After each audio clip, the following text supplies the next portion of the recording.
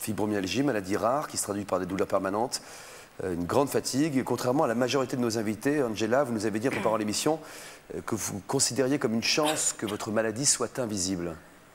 Invisible, oui, parce que je n'ai pas envie que tout le monde m'aide. Je suis très indépendante. Je ne fais que demander l'aide quand vraiment je ne peux pas faire autrement. Vous n'avez pas envie qu'on vous plaigne? Non, pas du tout. Alors pour l'instant, votre état depuis 3 ans, vous le qualifieriez de quoi? Et moi, je vois des petites améliorations, mais je veux dire, personne ne les voit.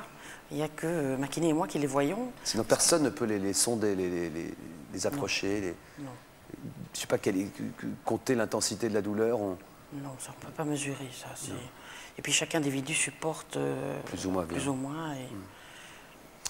Donc beaucoup de personnes dans votre cas arrêtent de travailler, vous continuez de travailler, vous avez une vie que vous cherchez la plus normale possible, si normal veut dire quelque chose, une vie rythmée entre votre travail, votre vie familiale, votre vie amicale, vos séances de kiné, 3 fois par semaine au minimum. Reportage de Gilles Couder et de Aline Le Tourneau.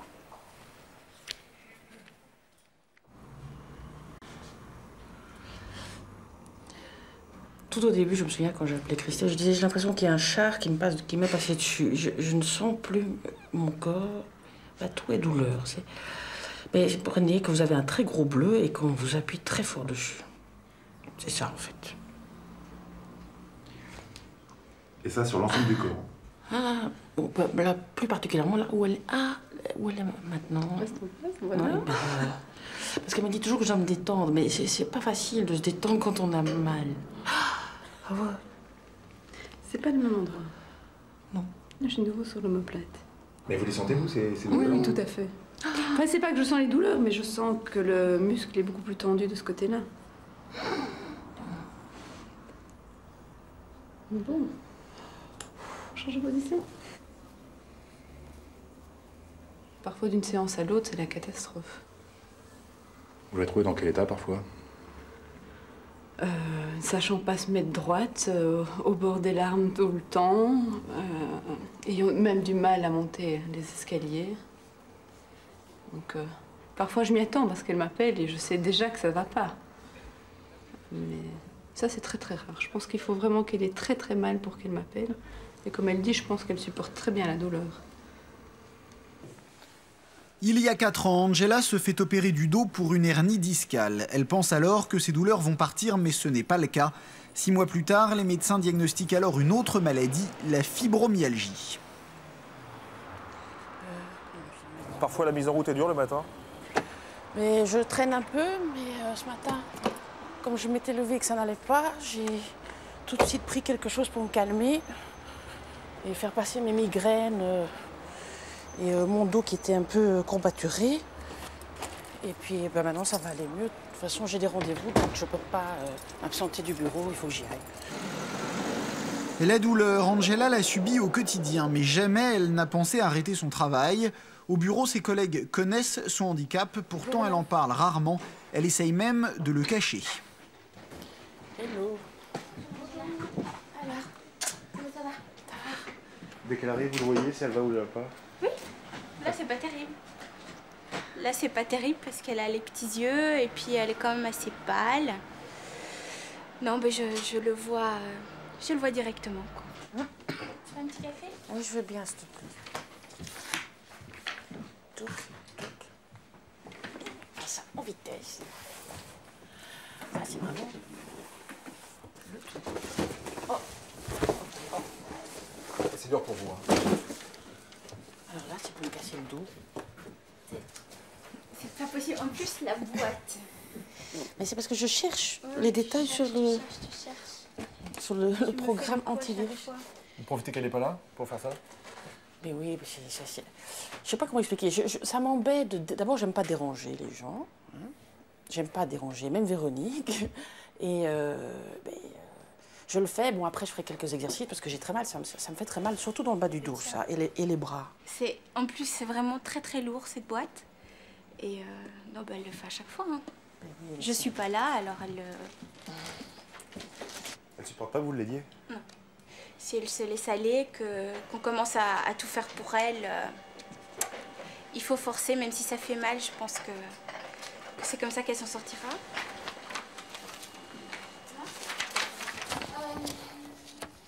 Des gestes qui vous font mal? Oui, ce que je viens de faire là, c'est pas bon. C'est pas bon, mais c'est supportable, alors je le fais. Je le fais. S'il fallait plus faire tout ce qui fait mal, eh ben, je bougerais plus. Donc, c'est pas le but. Hein. En fonction de son état, Angela consacre 6 à 10 heures par jour à son travail. Mais de retour à la maison, les efforts de la journée se paient. C'est avec Nicolas, son fils, qu'elle va préparer la soirée. Eh ben, je me sens mieux, je me suis tout à fait détendue pendant 5 minutes. Et puis je me suis dit que voilà, nos amis vont arriver, donc je reprends le dessus, je redémarre et je fais comme une locomotive, vous voyez, elle s'arrête en gare, 5 minutes et puis hop, ça repart. Et puis voilà, hein, on ne va pas s'écrouler. Et... Donc nous on va faire quelques courses. Sandrine, on va faire quelques courses. On se retrouve tout de suite. Hein, est-ce qu'on a peut-être du coca? Prendre quelques boissons? Vous n'êtes jamais seul à faire les courses? Jamais. Parce que c'est... Ils doivent m'aider à porter. Ça, c'est fini, ça. Ça, c'est aussi quelque chose qu'on apprend. C'est se baisser d'un bloc. Avant, je me baissais, hop, comme ça. Et alors, je restais coincée quand j'étais en bas. C'était pas la bonne solution. Donc maintenant, je bouge au bloc, je tourne comme ça. C'est bon? Vanille, oui, c'est bon. Ah, il y aura ça. Oui. Donc ça, donc on a les légumes. Merci pareillement, au revoir. Et on est reparti. C'est une maladie qu'on voit pas, je veux dire. On la ressent, mais on peut pas l'aider avec des médicaments, prends bien ton sirop, mouche-toi, etc., etc. Parce que ça marche pas, ça. Enfin, je sais pas, je peux pas m'imaginer ce qu'elle ressent exactement. Parce que, je sais pas, avoir mal constamment, il y a personne qui peut s'imaginer ça. Alors là, tu déverses ça. Et voilà. T'es toujours derrière ta mère, hein, à l'aider, à faire attention qu'elle fasse pas d'efforts. Oui. Parce que j'ai vu dans l'état dans lequel elle était quand elle faisait les efforts. Et franchement, ça fait pas plaisir. Elle est vraiment mal, elle est comment? Bah, elle est cassée, elle bouge plus, elle est pliée en deux et on voit que, même si elle essaye pertinemment de le cacher, on le voit. Quoi. Elle essaye de le cacher justement? Ouais, elle essaye. Mais ça marche pas. Ça marche pas avec vous, mais ça marche avec beaucoup de gens. Hello! Comment ça va, bébé? Maman? Vas-y, rentre. Hello. Salut! Pardon? Papa, il l'a cherché. Merci. Vous semblez même dynamique ce soir-là, hein, plein d'énergie. Mais toujours, comme je dis, que quand j'ai des amis, j'ai envie que la soirée soit agréable, qu'on s'en souvienne, qu'on parle, qu'on s'amuse. Et après, si je me mets mal, j'ai très mal aux épaules, mais bon... Vous avez mal, là? Oui, j'ai mal. Mais j'ai toujours mal. Alors, j'ai particulièrement mal ici. Pourquoi j'ai plus mal de ce côté-là? Mais bon, la soirée doit être agréable, donc tout le monde s'amuse et on ne tient pas compte du reste. Hein. Le reste, c'est pas... C'est secondaire. Ça y est. Donc, c'est pas moi. Angela connaît Nadine et Gaston depuis 6 ans. L'année dernière, ensemble, ils sont partis en vacances, mais le couple ne connaissait pas la maladie d'Angela. On s'est rendu compte après quelques jours qu'il existait une certaine tension, mais sans jamais se rendre compte que tous les soirs elle pleurait, quoi. Ça, c'est quelque chose qu'on a appris, on l'a appris ce soir. Vous pleurez vraiment? Vous pouvez demander, oui, enfin oui. Mon mari est occupé, mais il pourrait témoigner. Et chaque fois, il me disait, allez, courage, ça va aller mieux et tout. Et c'est vrai que quelque part, ça me faisait du mal aussi, que j'allais gâcher. J'étais consciente de ça, que ça allait mal finir. On s'est dit, il doit y avoir une raison supplémentaire à la vie de tous les jours pour que ça se passe comme ça, quoi. Vous n'avez jamais parlé de ces douleurs? Non, jamais. Bon, on voyait de temps en temps qu'elle se pliait un petit peu, ça on a l'habitude de voir qu'elle pallie au mal, mais c'est tout, absolument. On ne s'est jamais rendu compte que sa mauvaise humeur était due au mal, ça c'est vrai. Tes photos, Nadine? Oui, c'est pas mal. Bye bye. Vous accompagnez pas, là? Non, je suis un peu fatiguée, là. La journée se termine. Et c'est bon, j'ai ma dose. Oh!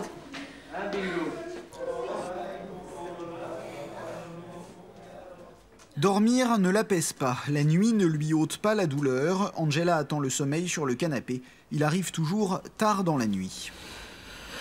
Minuit moins 10. Minuit moins 10. Ça vous pourrez dormir combien de temps?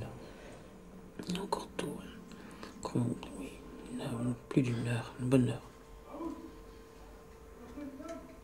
Mais déjà, quand on est comme ça, détendu, on se sent déjà beaucoup mieux.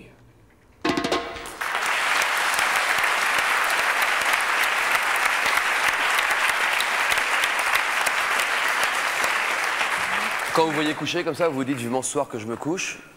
Ça vous arrive d'y penser pendant la journée? Mais que je me couche, pas pour dormir nécessairement, mais pour essayer de me détendre et... De vous relaxer? Oui, c'est ça. Ouais, ça. Une fois que vous trouvez le sommeil, est-ce que la douleur vous laisse tranquille pendant la nuit? Non. En moyenne, je dors 4 à 5 heures par nuit. Et si j'ai de la chance, c'est d'une traite. Sinon, je me réveille au moindre mouvement qui me donne une douleur trop forte. Donc je me réveille, je remets une demi-heure pour m'endormir. Et puis jusqu'à 6h15, le réveil sonne et la maison se met en route. Oui. Qu'est-ce qui parvient à calmer votre douleur, à part vous relaxer, à part les séances de kiné? Est-ce qu'il y a des médicaments qui vous ont soulagé? Alors ce qu'il y a, c'est que dans un premier temps, j'expliquais à mon médecin que j'étais toujours fatiguée en me réveillant. Et que je lui avais dit qu'il fallait qu'il m'aide pour, en tout cas, dormir, ne fût-ce que dormir convenablement. Alors là, je suis passée sous antidépressifs. Il m'avait dit qu'il faut faire ça pendant 6 mois. Donc j'ai fait ça pendant 3 mois. Et au bout de 3 mois, j'ai dit stop, j'en ai plus besoin, c'est bon. Donc j'étais sortie du cercle vicieux. J'étais en forme le matin. Et ce que j'ai fait, c'est j'ai appris à gérer mon temps et ma douleur. Donc quand j'étais pas bien, je faisais quelques exercices. Il y a des exercices que je fais automatiquement. Je prends l'ascenseur, je me plaque contre le dos de l'ascenseur, je fais quelques exercices. Donc constamment, je me réserve des plages où je m'occupe de moi, parce que sinon je sais que j'arriverai pas au bout de la journée. Alors vos amis qu'on a vus dans le reportage, nos chers camarades belges, n'étaient pas au courant de votre maladie avant l'été dernier. Ils l'ont découverte sur place. Ça veut dire que jusqu'alors, vous l'aviez tue, alors que vous les connaissez quand même depuis 6 ans. Pour quelle raison vous évitez d'en parler à ce point-là autour de vous, même auprès des gens que vous aimez bien, que vous connaissez bien? Parce que ça me dérange qu'on parle de moi, tout simplement. Et puis je trouve que j'ai des gens très proches qui sont atteints de maladies, enfin ils sont condamnés. Pour moi c'est incurable, mais je ne suis pas condamnée. Alors je trouve que j'ai un peu le droit de me taire. Hein, c'est comme quand j'ai été opérée, j'étais dans un centre où il n'y avait que des accidentés de la route, des gens amputés, tétraplégiques, etc. Et moi je disais, j'ai mes 2 jambes, je marche. Alors à ce moment-là, on relativise, et j'ai toujours été chercher le positif, même quand tout allait mal. Qu'est-ce qui est le plus difficile à accepter pour vous encore aujourd'hui? Le plus difficile, de ne pas pouvoir participer à toutes les activités d'une famille normale. Partir se promener en forêt, c'est toute une préparation. La veille, je ne fais rien. Je prends des antidouleurs. Donc chaque activité entraîne une organisation. Ce soir, j'ai pris des antidouleurs parce que sinon c'est sûr que je ne me tiendrai pas droite devant vous.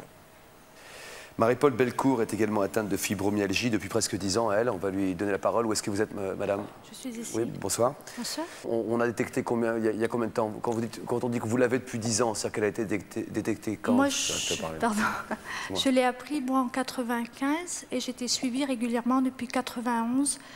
En fait, moi, je vivais normalement, je travaillais, j'avais une famille, j'avais des enfants. Et je voyais qu'épisodiquement, j'étais arrêtée par des maux de dos, Et quand la maladie s'est localisée au niveau des articulations, là, j'ai pensé, et que j'étais toujours aussi fatiguée au bout de 5 ans, je vous dis, j'ai pensé au cancer. Et je suis allée voir mon médecin, je n'ai pas laissé cette idée dans la tête parce qu'elle était catastrophique pour moi. Je suis allée voir mon médecin, je lui ai posé franchement la question en lui demandant si j'ai quelque chose de grave, il faut me le dire. Et à ce moment-là, le médecin m'a dit non, non, ne vous inquiétez pas, je sais ce que vous avez. Et c'est là qu'il m'a appris que j'avais la fibromyalgie. Il ne voulait pas vous le dire avant? Alors, j'ai eu l'impression, j'en ai pas discuté avec lui, j'en discuterai à mon retour, j'ai eu l'impression qu'il le savait. Et en y réfléchissant, je pense que j'aurais été incapable à cette époque-là d'accepter d'avoir une maladie qui n'avait pas de soins. Donc il vous a attendu, quoi. Il a attendu que vous soyez prête. Vous êtes reconnue un peu dans le récit d'Angela et dans sa vie? Alors, ce qu'il y a d'intéressant dans la fibromyalgie, c'est qu'il y a différentes étapes. Et je trouve que madame a de la chance de pouvoir conserver son travail. Moi, j'ai pu travailler pendant 7 ans avec une santé très, très difficile.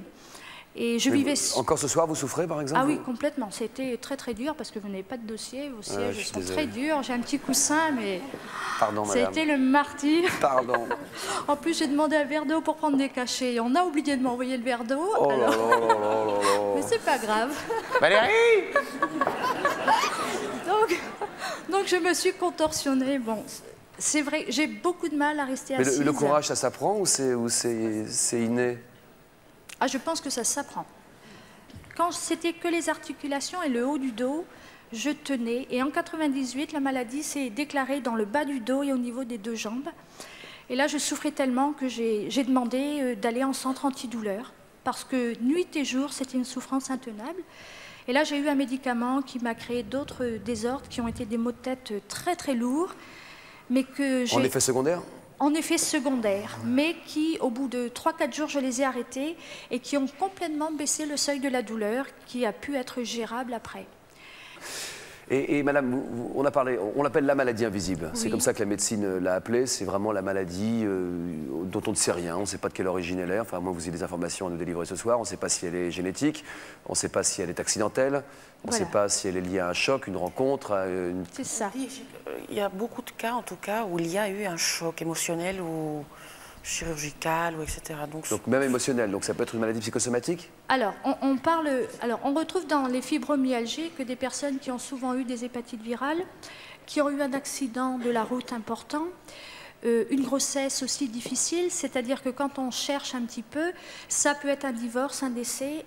On retrouve quand même des phénomènes, effectivement, comme disait le docteur tout à l'heure, je suis d'accord avec elle, que quand on a un grand choc affectif, bien sûr que le corps a mal. Alors, maintenant, savoir... Moi je trouve qu'à l'heure actuelle, puisque personne ne connaît exactement la raison de la maladie, moi, je m'attache plus à respecter la douleur des personnes qui m'entourent que de vouloir absolument savoir pourquoi elles ont mal. Vous lui parlez à votre douleur? Non. Non. Vous essayez de l'apprivoiser, de la calmer? Oui, tout à fait. Je considère que c'est une collègue dans un bureau que je n'aime pas, mais avec qui il faut que je travaille.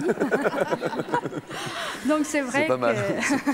C'est pas mal. Je me dis... On voit bien la scène, là. Ouais, voilà. Ouais. Donc comme il faut être intelligent, il faut que le travail avance. Et ben, je vis avec elle et des moments, elle me met KO, mais des fois, c'est moi qui gagne le bras de fer. Donc, C'est absolument des mots que vous avez employés, hein, Angela, en disant un coup c'est elle, un coup c'est moi. C'est un combat permanent.